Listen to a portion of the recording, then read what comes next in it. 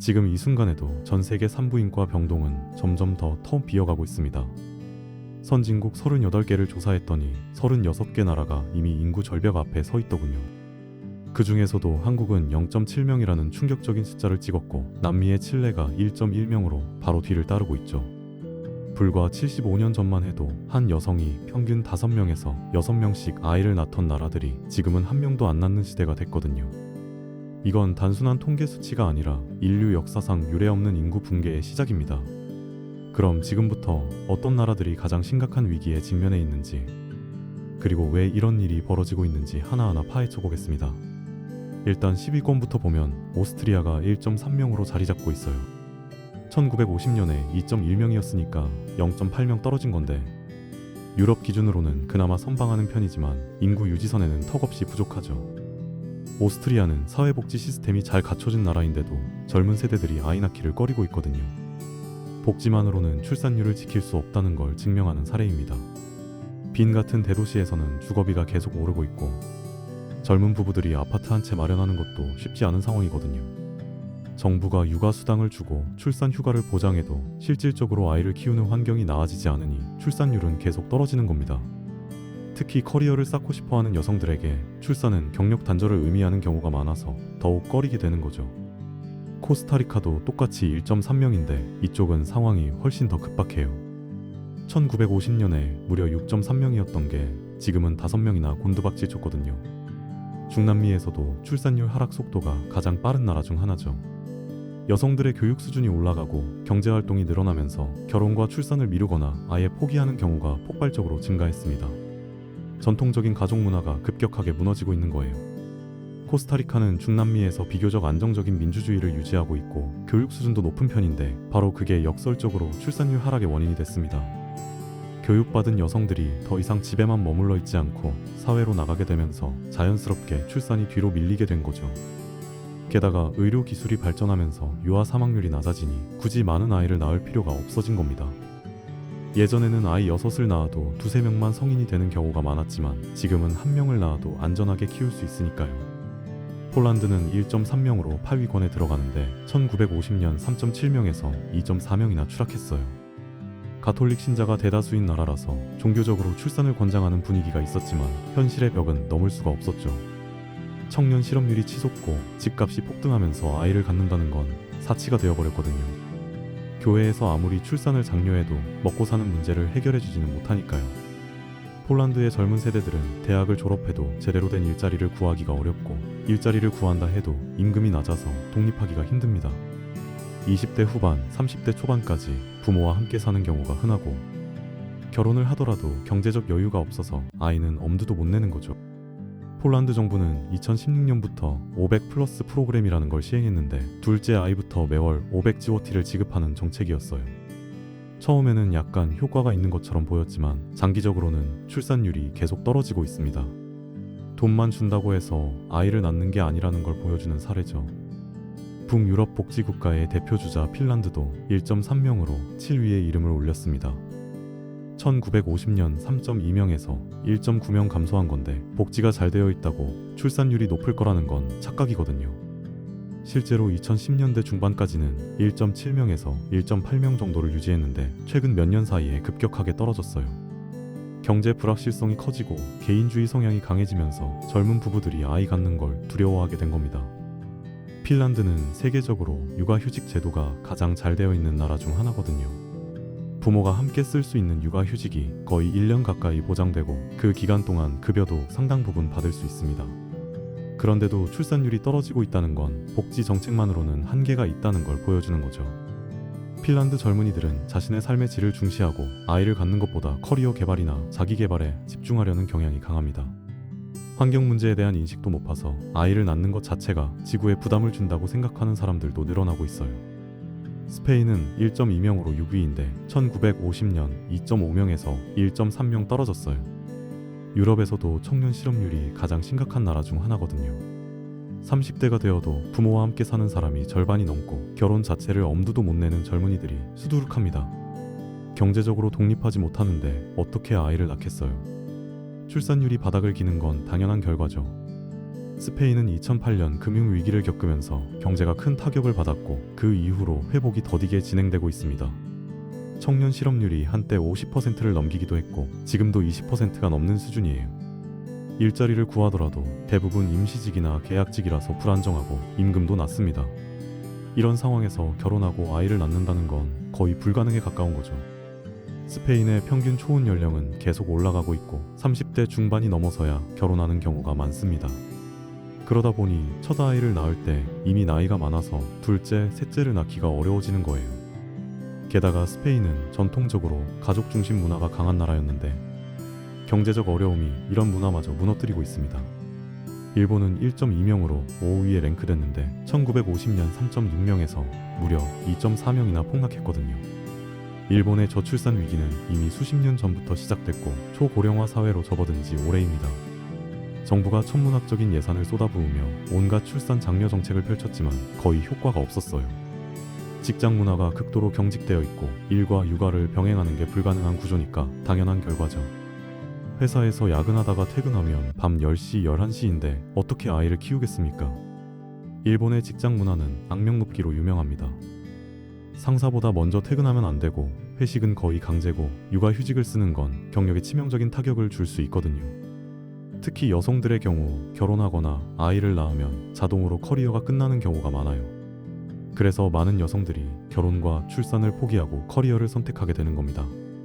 일본 정부는 지난 30년 동안 수백조 엔을 출산 장려 정책에 쏟아부었지만 출산율은 계속 떨어지기만 했어요. 현금 지원, 보육시설 확충, 교육비 지원 등 온갖 정책을 다 시도했지만 근본적인 문제인 직장 문화와 성 역할 고정관념을 바꾸지 못했기 때문입니다. 일본의 인구는 2008년을 정점으로 감소하기 시작했고 현재는 매년 수십만 명씩 줄어들고 있습니다. 2100년에는 인구가 현재의 절반 수준인 6천만 명대로 떨어질 거라는 예측도 나오고 있어요. 발트 3국 중 하나인 리투아니아는 1.2명으로 4위를 차지했어요. 1950년 2.7명에서 1.5명 하락한 건데 소련 붕괴 이후 경제가 흔들리면서 출산율도 함께 무너졌거든요. 여기에 더해 젊은 인구가 서유럽으로 대거 빠져나가면서 인구 감소가 가속화되고 있습니다. 남은 사람들마저 아이를 안 낳으니 악순환의 고리가 끊어지지 않는 거죠. 리투아니아는 2004년 유럽연합에 가입한 이후 이동의 자유가 보장되면서 많은 젊은이들이 영국, 독일, 아일랜드 같은 나라로 일자리를 찾아 떠났습니다. 본국에서는 일자리도 부족하고 임금도 낮은데 서유럽에 가면 몇 배 더 벌 수 있으니 떠나는 게 당연한 선택이죠. 문제는 이렇게 떠난 사람들이 다시 돌아오지 않는다는 겁니다. 서유럽에서 정착하고 가족을 꾸리고 아이를 낳으니 리투아니아 입장에서는 인구 유출이 계속되는 거예요. 남아있는 사람들도 미래에 대한 불안감 때문에 아이를 낳기를 꺼리고 결국 인구는 계속 줄어들고 있습니다. 리투아니아의 인구는 1990년 370만 명 정도였는데 지금은 280만 명 수준으로 떨어졌어요. 30년 만에 4분의 1이 사라진 겁니다. 가족 중심 문화가 강하기로 유명한 이탈리아도 1.2명으로 3위에 올랐습니다.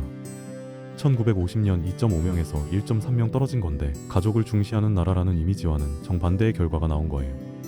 청년 실업률이 높고 일자리가 불안정한 데다가 전통적인 성 역할 기대치는 여전히 높아서 여성들이 출산을 기피하게 됐거든요. 아이를 낳으면 경력이 끊기고 육아는 온전히 여성의 몫이 되니까 당연히 출산을 포기하는 겁니다. 이탈리아는 남유럽 국가들 중에서도 가족 유대가 특히 강한 나라로 알려져 있습니다. 일요일이면 대가족이 모여서 식사하는 게 당연하고 어른들의 말을 잘 듣는 게 이덕으로 여겨지는 문화죠. 그런데 이런 전통적인 가족 문화가 역설적으로 출산율을 떨어뜨리는 요인이 되고 있어요. 가족 중심 문화가 강하다는 건 곧 여성에게 육아와 가사에 전적인 책임이 있다는 의미이기도 하거든요. 남성들은 여전히 일만 하고 여성들이 아이를 키우고 집안일을 하는 게 당연하다고 생각하는 분위기가 남아 있습니다. 이탈리아의 젊은 여성들은 점점 더 교육 수준이 높아지고 커리어를 중시하게 되면서 이런 전통적인 역할 분담을 거부하게 됐어요. 아이를 낳으면 커리어가 끝나고 모든 걸 포기해야 하니까 차라리 아이를 안 낳는 걸 선택하는 겁니다. 게다가 이탈리아는 청년 실업률이 유럽에서 가장 높은 나라 중 하나거든요. 20대 후반까지 부모와 함께 사는 젊은이들이 대부분이고 경제적으로 독립하지 못하니 결혼도 출산도 미루게 되는 거죠. 2위는 칠레로 출산율이 1.1명입니다. 1950년에 4.8명이었던 게 지금은 3.7명이나 추락했어요. 칠레는 남미에서 경제적으로 가장 성공한 나라 중 하나로 꼽히지만 경제 발전과 함께 출산율도 가장 빠르게 떨어졌거든요. 교육비와 주거비가 천정부지로 치솟았고 사회 안전망은 부실해서 아이 키우는 비용을 감당할 수가 없습니다. 게다가 여성의 경제활동 참여는 늘어났는데 육아 지원 시스템은 형편없으니 일과 육아를 동시에 하는 건 불가능한 구조가 됐죠. 칠레는 1980년대 이후 신자유주의 경제정책을 적극적으로 도입하면서 급속한 경제 성장을 이뤘습니다. 1인당 국민소득이 크게 올라갔고 중산층이 형성됐죠. 하지만 이런 경제 성장의 이면에는 엄청난 불평등과 사회 안전망의 부재가 있었어요. 칠레의 교육 시스템은 대부분 민영화되어 있어서 좋은 교육을 받으려면 엄청난 돈을 내야 합니다. 대학 등록금도 미국 수준으로 비싸고 의료비도 만만치 않아요. 연금 제도도 민영화되어 있어서 노후가 불안하고요. 이런 상황에서 아이를 키운다는 건 평생 빚을 지고 살아야 한다는 걸 의미하게 된 겁니다. 칠레의 젊은 세대들은 부모 세대가 경제 성장의 혜택을 받았던 것과 달리 높은 교육비와 주거비 부담에 시달리고 있어요. 산티아고 같은 대도시에서는 집값이 폭등해서 젊은 부부들이 집 한 채 마련하는 게 거의 불가능한 수준이 됐습니다. 여기에 더해 칠레는 출산 휴가나 육아 휴직 같은 제도가 잘 갖춰져 있지 않아서 여성들이 아이를 낳으면 경력이 끊기는 경우가 많아요. 그러니 교육 수준이 높아진 여성들이 출산을 포기하는 건 당연한 선택이 되는 겁니다. 그리고 압도적인 1위는 대한민국입니다. 출산율 0.7명이라는 인류 역사상 최악의 기록을 세웠어요. 1950년 6.1명에서 5.4명이나 곤두박질 친 겁니다. 한국의 저출산은 단순히 숫자가 낮다는 문제를 넘어서 사회 시스템 전체가 붕괴하고 있다는 신호거든요. 하늘 높은 줄 모르고 치솟는 집값, 감당할 수 없는 교육비, 지옥 같은 직장 문화, 여성에게만 전가되는 육아 부담이 복합적으로 작용한 결과입니다. 정부가 수백조 원을 쏟아부었지만 출산율은 계속 떨어지기만 하고 있어요. 40년 전에 이미 인구 유지선 아래로 떨어진 이후 단 한 번도 회복하지 못했죠. 한국의 출산율이 처음으로 인구 유지선인 2.1명 아래로 떨어진 건 1983년입니다.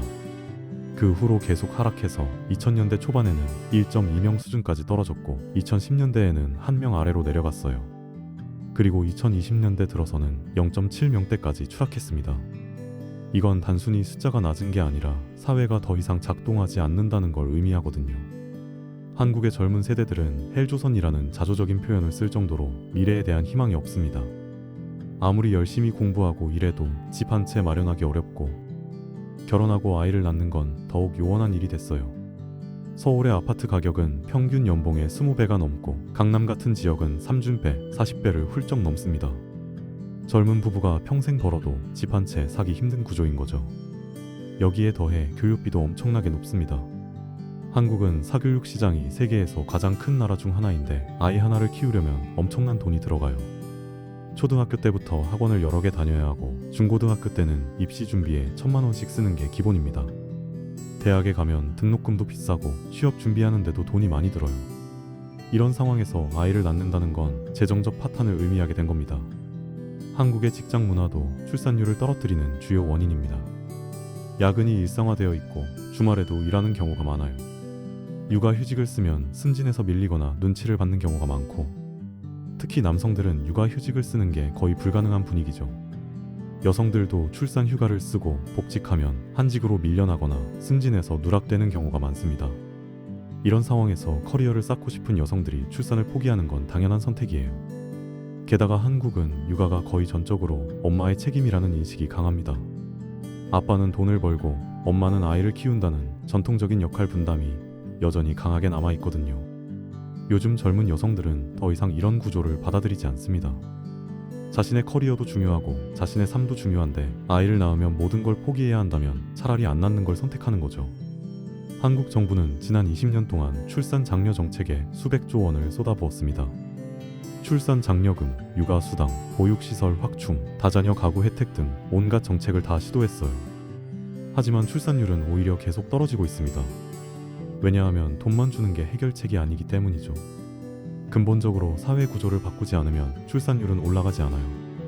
선진국 38개 중에서 인구 유지선인 2.1명을 넘는 나라는 고작 2곳뿐이에요. 이스라엘과 멕시코인데 이스라엘은 종교적 이유와 안보 차원에서 출산을 강력하게 장려하는 분위기가 있고 멕시코는 아직 전통적인 가족 문화가 남아있기 때문이죠. 하지만 멕시코조차도 1950년 6.7명에서 현재 1.9명까지 떨어진 상태라서 조만간 2.1명 아래로 내려갈 가능성이 크거든요. 이스라엘의 경우 출산율이 3명에 가까운데 이건 정통파 유대교 신자들의 출산율이 매우 높기 때문입니다.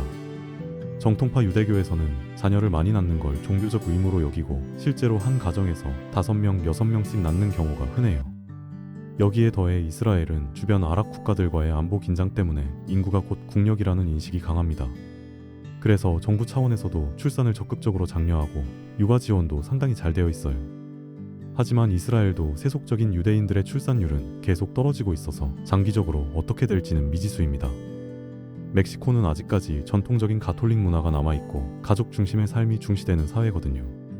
하지만 멕시코도 급격하게 도시화되고 있고 여성들의 교육 수준이 올라가면서 출산율이 빠르게 떨어지고 있습니다. 1950년대에는 여성 1명당 거의 7명에 가까운 아이를 낳았는데 지금은 2명도 안 되는 수준까지 떨어진 거예요. 앞으로 10년, 20년 안에 멕시코도 인구 유지선 아래로 떨어질 가능성이 높습니다. 미국은 1.6명으로 선진국 중에서는 상대적으로 높은 편에 속합니다. 프랑스도 마찬가지로 1.6명을 유지하면서 유럽에서는 가장 높은 수준이에요. 이 두 나라는 이민자들의 출산율이 높고 일과 육아를 병행할 수 있는 시스템이 어느 정도 갖춰져 있기 때문입니다. 하지만 이것도 역대 최저 수준이라는 점에서 전 세계적인 저출산 추세는 피할 수 없는 현실이 됐어요. 미국의 경우 히스패닉계 이민자들의 출산율이 높아서 전체 출산율을 끌어올리는 효과가 있습니다. 백인들의 출산율만 보면 1.5명도 안 되는 수준이에요. 하지만 히스패닉계가 전체 인구의 20% 가까이 차지하고 이들의 출산율이 2명대이기 때문에 전체적으로는 1.6명 정도를 유지하는 겁니다. 문제는 히스패닉계 2세, 3세들도 점점 미국 문화에 동화되면서 출산율이 떨어지고 있다는 거예요. 그래서 미국의 출산율도 계속 하락 추세에 있습니다. 프랑스는 유럽 국가 중에서는 출산율이 가장 높은 편인데 이건 프랑스의 강력한 사회복지 시스템 덕분입니다.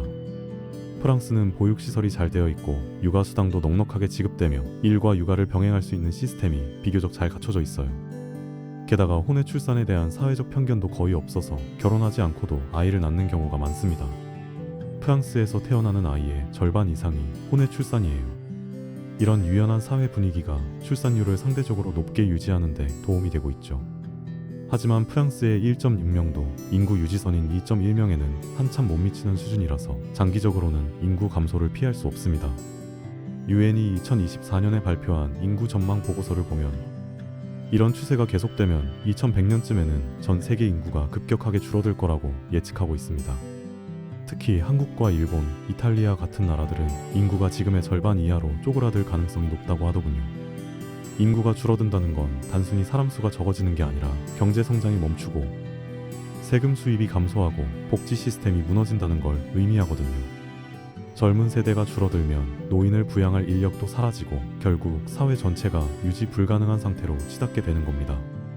한국의 경우 2100년에는 인구가 현재 5천만 명에서 2천만 명대로 떨어질 거라는 예측이 나오고 있어요.